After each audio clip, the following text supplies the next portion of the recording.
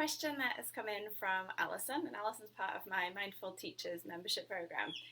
And she wrote to me and said, "Hi Laura, love your videos and class plans. I use your plans a lot and they have given me a lot of confidence. How do you best use this medium of online classes to really engage and keep the children with you to make meaningful connections?" So how do you engage the children through online teaching, and how do you make meaningful connections with them when you are teaching online?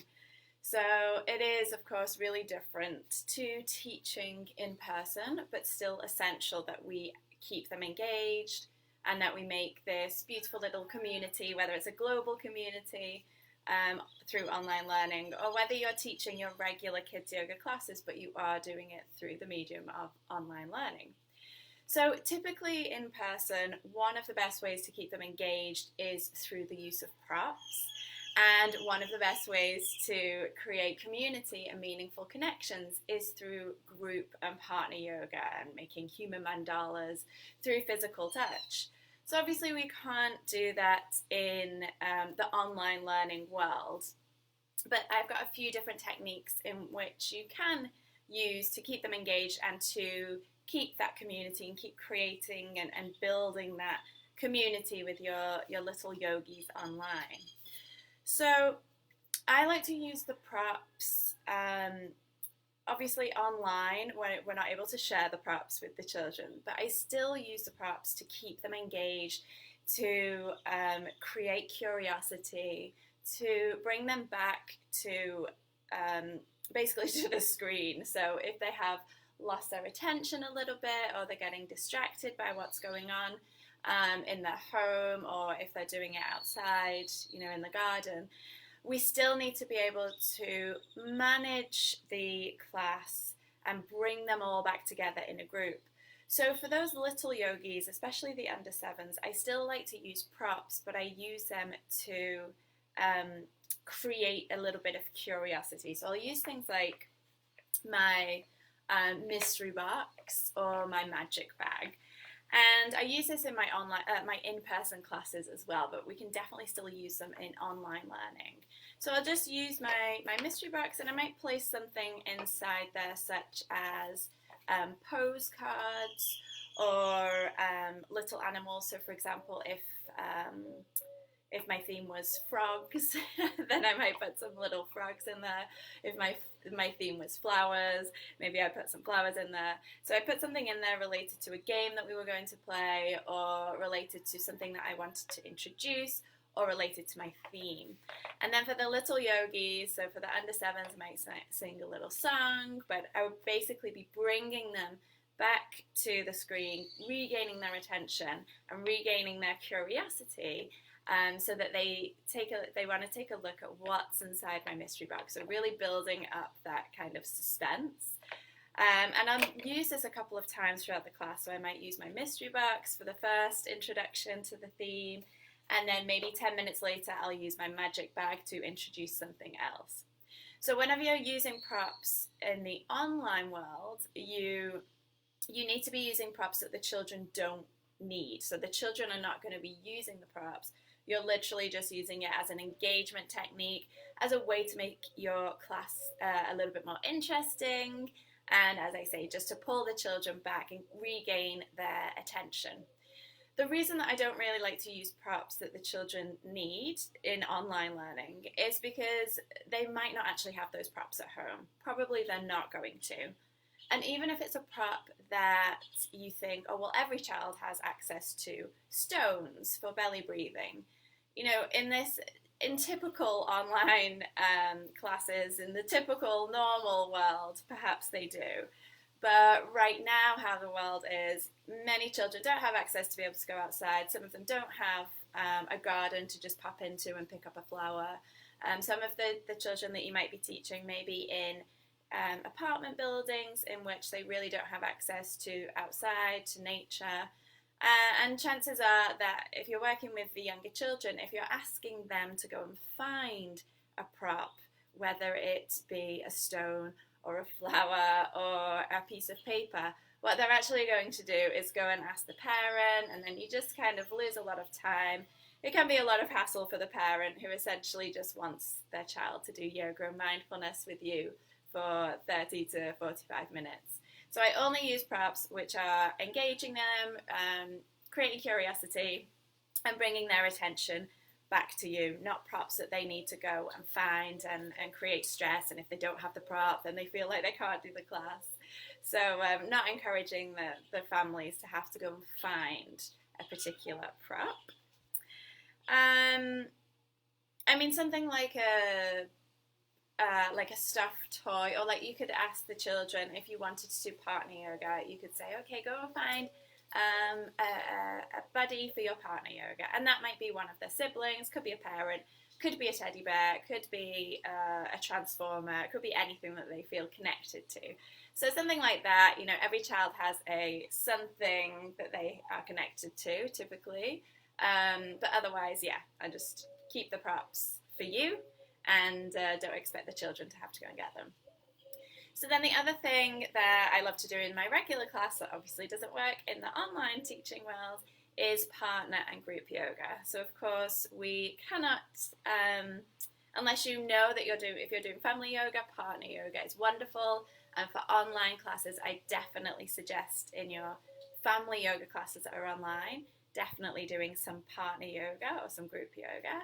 But if you're doing just regular children's classes, it's just you and the children in front of the computer and they're by themselves, then there are some other ways in which you can create community without them having to be in physical contact with each other or doing the group or partner yoga poses.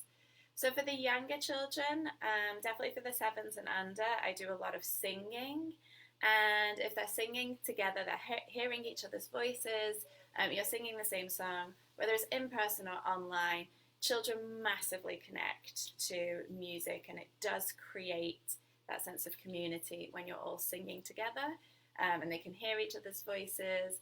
And especially if it's a regular tune or a regular song that they know, then it really does just help to bring them all together and build that connection.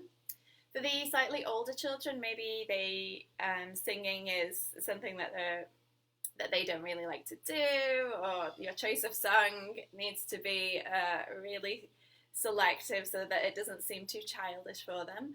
But I like to do chanting with the older children. So usually 6, 7 years plus, I will do chanting. So I'll choose a Sanskrit mantra or a Sanskrit song, or sometimes a Native American song I like to use as well. And we just playfully chant together. So it is kind of like a meditation, a mantra meditation. But one of the main reasons I'm doing it is to bring everybody together, to create community, to combine our voices, and to get them to connect with one another. And there's some, playful ways in which you can use chants with the 7 years plus. You could get half of the class to sing one part of the chant, and then the other half of the class to sing another part of the chant, so that they're singing it at the same time, but creates more focus because they really have to concentrate. It's very lighthearted, it's playful, it's meaningful, and it definitely creates and builds friendship and community within your class. And then the other one, the other technique is group discussions. So for teenagers, you can definitely have group discussions, especially if you know that they're struggling with their social distancing, because who isn't struggling with that.